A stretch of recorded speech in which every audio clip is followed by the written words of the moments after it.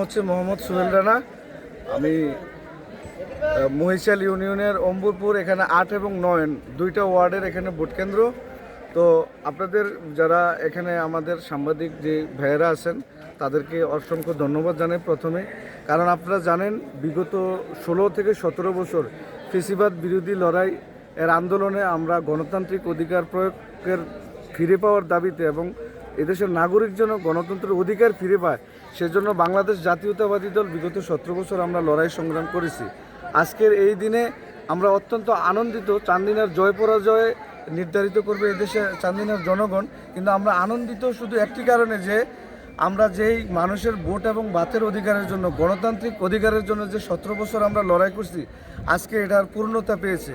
সেজন্য আমি সত্যিকার অর্থে খুব স্যাটিসফাই এবং আমি আশাবাদী যারা বিগত ফেসিবাদ বিরোধী আন্দোলনে এবং কি গণতান্ত্রিক সংগ্রামে যে সমস্ত জাতীয়তাবাদী ভাই বোনেরা আত্মাহুতি দিয়েছে আজকে তাদের আত্মা খুব শান্তি পেয়েছে। জয় পরাজয় এটা জনগণ নির্ধারণ করবে, ফলাফল ঘোষিত হলে আমরা জানতে পারবো। তবে আমি মানুষের যে পাবলিক পোল, মানুষের যে অপিনিয়ন, সেটা আমি বাংলাদেশপন্থী শক্তি, বাংলাদেশ জাতীয়তাবাদী শক্তির দিকে আমার কাছে মনে হয়েছে।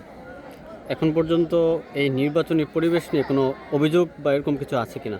এখানে আমাদের বাংলাদেশের নিরাপত্তা বাহিনী এবং যে নির্বাচনের দায়িত্বরত যত পোলিং প্রিজাইডিং কর্মকর্তারা তারা যৌথ সমন্বয়ে আইনশৃঙ্খলা বাহিনীকে এতটাই তৎপর রাখছে যে এখানে কোনো ধরনের কোনো গ্যাদারিং বা অসহিংস কোনো কিছু হয় না। এবং বিশেষ করে বিভিন্ন রাজনৈতিক দল যারা এই নির্বাচনে অংশগ্রহণ করছে তারা আমরা এতটাই সৌহার্দ্যপূর্ণ ছিলাম এখানে যে কোনো ধরনের কনস্পিরেসি করার আমরা সুযোগ দেই না। আমরা নিজ থেকে দায়িত্ববান ছিলাম।